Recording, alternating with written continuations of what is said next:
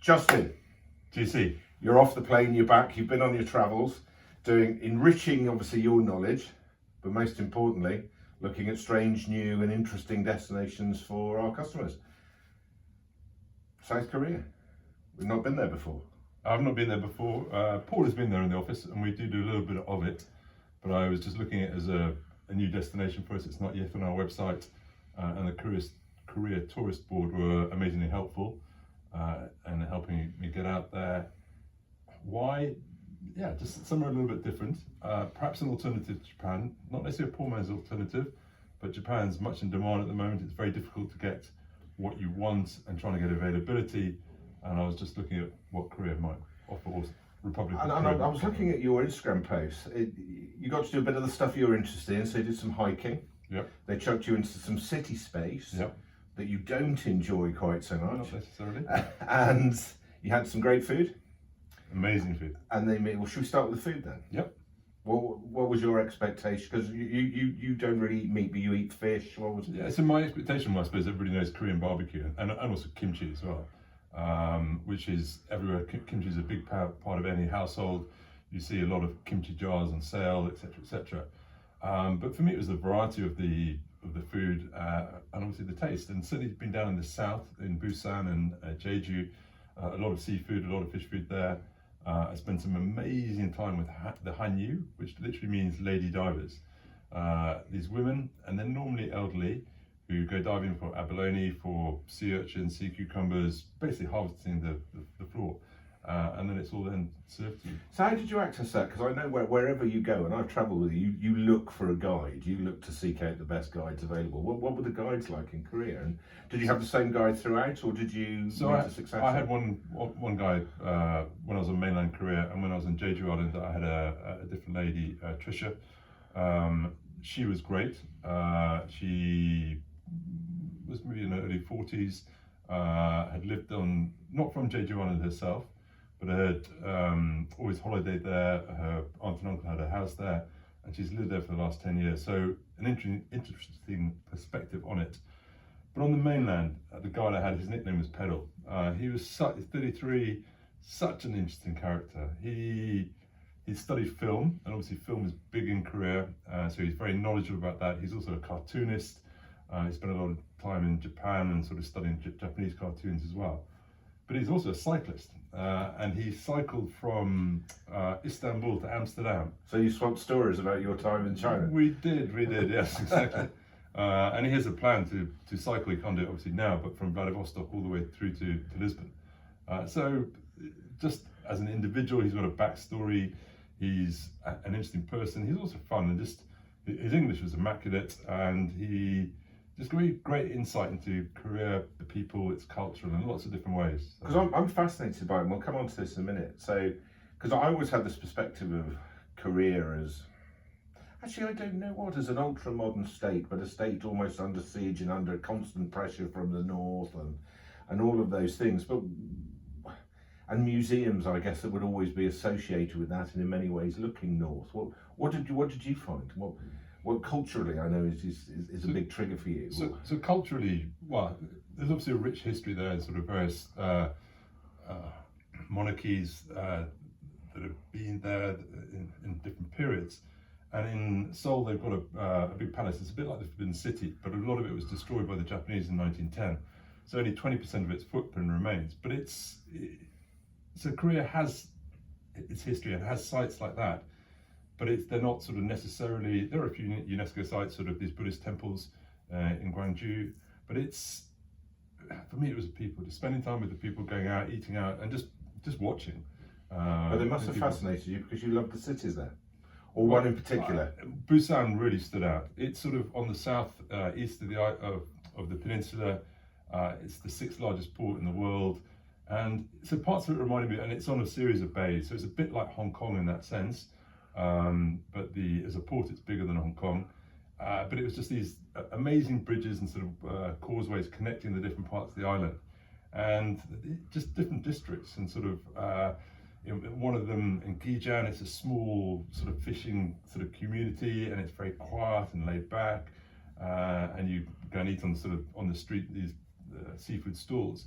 And then you've got the main strip in Busan, which is a sort of a mile-long white sandy beach with these huge great skyscrapers sort of lining it. And there's a lot of nightlife, very active. And then you go down to another bay, and again, there's a big fish market there, and different communities. So it's the difference, diversity, and there was energy to it. And is that because as we perceive it's at the forefront of innovation and technical innovation, or is it like you find in places like Kyoto, you have that fusion of ancient and new, which is kind of about rebuilding whilst recognising value and all that. So it is at the forefront of something such as film. So there's the International Busan International Film Festival that happens every September. It's a big thing, sort of their equivalent of Cannes or Sundance, whatever. But it's a big thing for them. Busan itself, there is concern in Korea in general that it's an aging population, and that many of the young are moving away from it to different parts of the world. That's quite a Southeast Asian thing. So that's prevalent in Japan as well. It is in Japan and Europe as well. So it's a problem increasingly in Europe. Yeah, that many countries face. But at the present, there is a real energy there. So. Well, I think that's the thing that attracts. You sound very well informed. I'm assuming you read up about a lot on the way there and beforehand. I know you do these things. So I read a great book on Korea. You're going to ask me now who the authors were, but I can't remember. But it came out last year, and it's basically about the North and South. And I've always been interested in arbitrary lines, and you can have a line of border. And you went up, didn't you? You went to the demilitarized zone. I did, and I have 12 years ago, I did travel to DPRK, to North Korea. I'll come back to the DMZ in a minute, but the book is basically saying that you've got people of the same ethnicity, but how come there are totally different countries? One famed for K-pop, tech, etc., and one famed for not such positive things. And this arbitrary line that was drawn in by the US post-World War II by a junior colonel, Charles Bonesteel, who had never been to Korea before, didn't know any of the lie of the land, just chose the 38th parallel, and that's what it stuck at. So that's where the DMZ is, the demilitarized zone.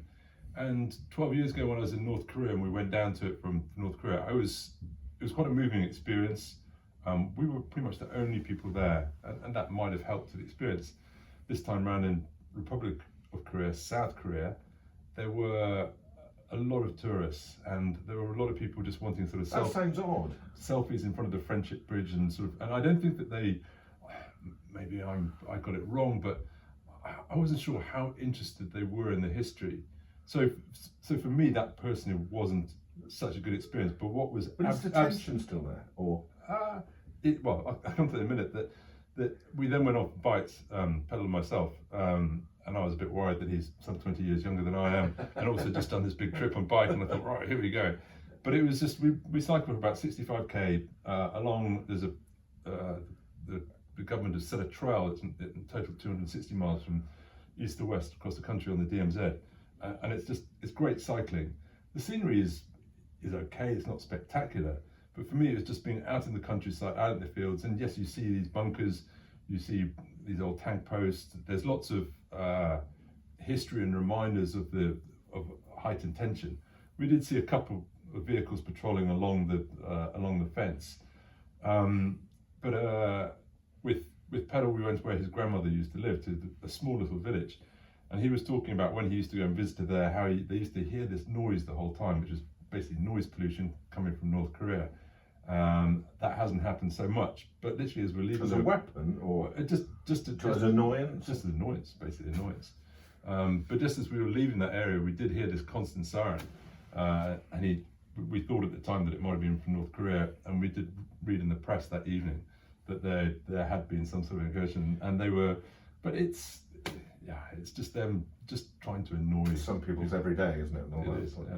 So you're right there, but I'll come back to, I've got a question because there's a city that fascinates me, and I know you were there. But you spent some time hiking as well. You managed to get some walking in. So there's an island off the coast called Jeju. It literally means the faraway place, and sort of historically it always has been. There was an airport built there in the 50s or 60s, and so it's changed a little bit over time. They speak a dialect that's pretty much unintelligible to the rest of the Koreans. So it's a bit sort of like Socotra off Yemen, or they compare it to Hawaii. It is volcanic like Hawaii. The scenery is good, perhaps not as dramatic as Hawaii, but I just love being on the trail. It just sort of just walking along. The weather was quite inclement that day, but you're off the beaten track, and you just bump into other walkers, and there's people sometimes doing the whole. You can walk or cycle all the way around the island, and I love that. And again, you stop and there's little stalls, restaurants run by the Hanyu. These women who've been there fishing and then selling their whatever they caught that day. And was it a visit? Were you just visiting the new, or were you in there when you were there? Were you visiting traditions? Did you feel that you were back in time? Was it life as it always has been, or? In Jeju, yes, but it's like everywhere. You talk about a village, and sometimes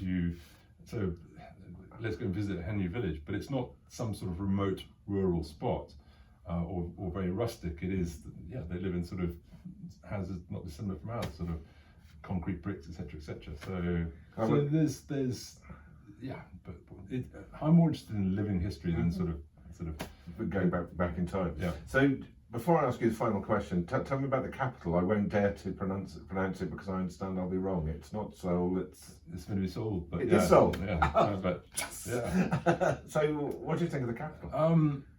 There's some wonderful little districts, and there's the Hanyu, the traditional houses, and you can go, and it's sort of similar to sort of parts of Tokyo that I've been to. I wonder if it was like Tokyo. Ryokans, and they're small. They're not sort of high rise. They're not apartments, but because of that, they're visited by a lot of people. And again, people want to try and get their selfies there.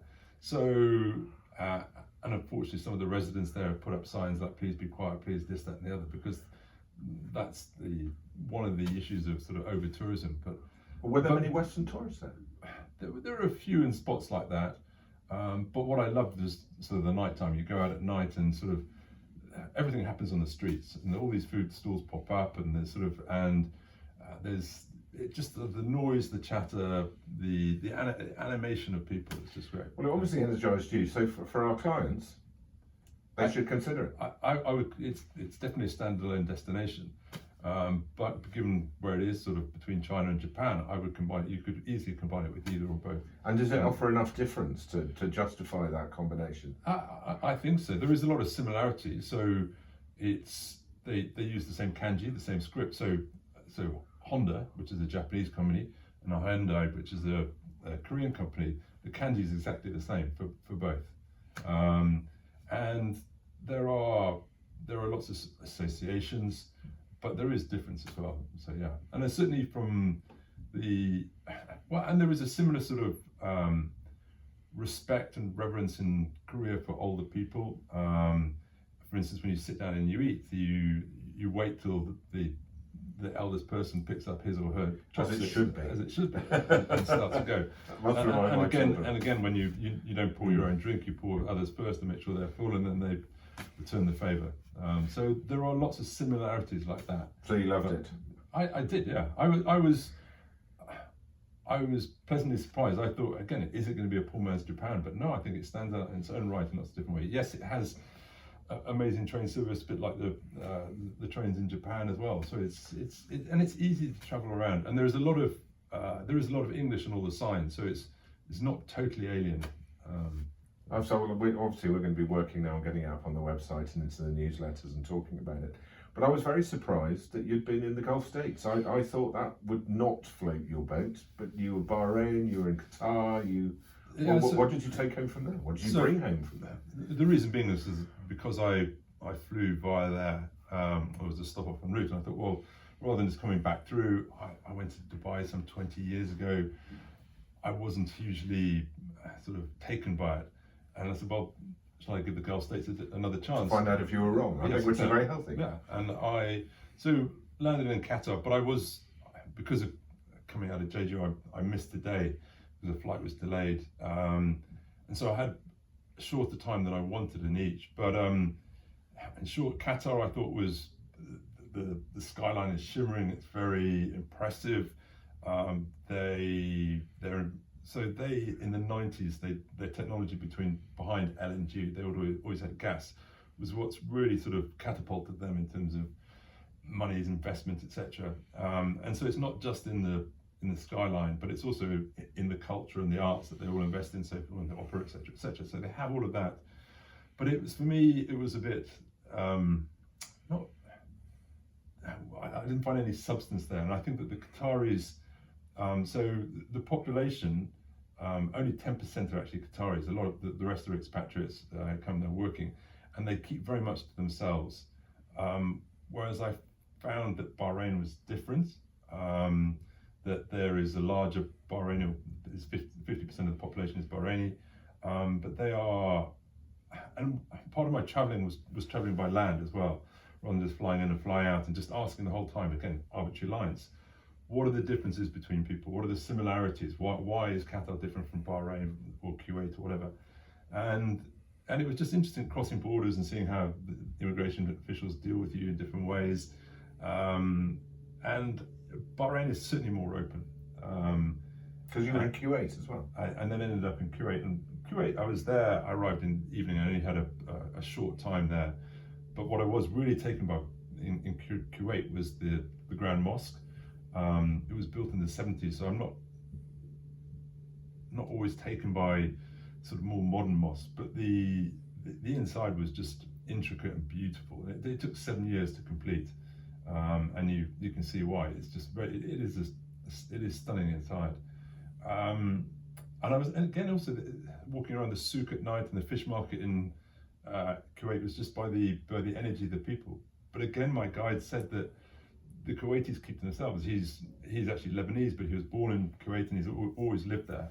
But he said, I know very few Kuwaiti families. It's very difficult to get to know them, whereas the Bahrainis are known more for their hospitality and their openness in different ways. So for our clients, I mean, we don't really specialise in people wanting to fly to Dubai for a weekend or a week on the beach. It's not really our thing, but what riches are there to be found for our clients if they're interested in finding out about the Gulf States? Well, they have all those sort of similar hotels to Dubai and in Qatar, Bahrain, and maybe less so in Kuwait on the beach, but they have the beach properties in both Bahrain and Qatar.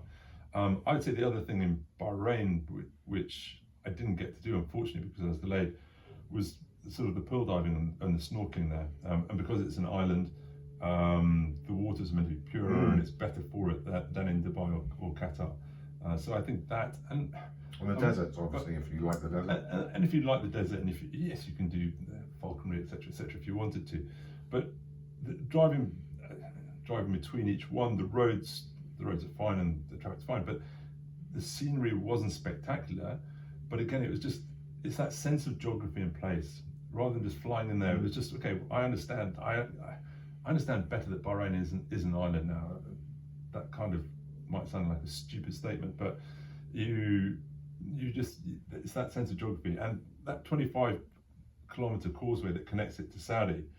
What I was staggered by is that every weekend there are 30,000 cars that come out of Saudi into Bahrain because they want to play and party, which they can't do in Saudi. And it's little things like that you understand in different ways. Well, I'm sure we're going to hear more and read more in your postcards home, which will be up on the websites. But Justin, thank you very much. Where next? Where next? I'm heading off with my wife to the Baltics in just over 10 days' time. I expect we'll hear more about that as well. Again, driving between each and trying to understand. And that will be what route, from south to north, or? Yeah, again, from south to north, finishing Estonia and Tallinn. Yeah. Fabulous. I look forward to hearing about it. Thank you, Justin.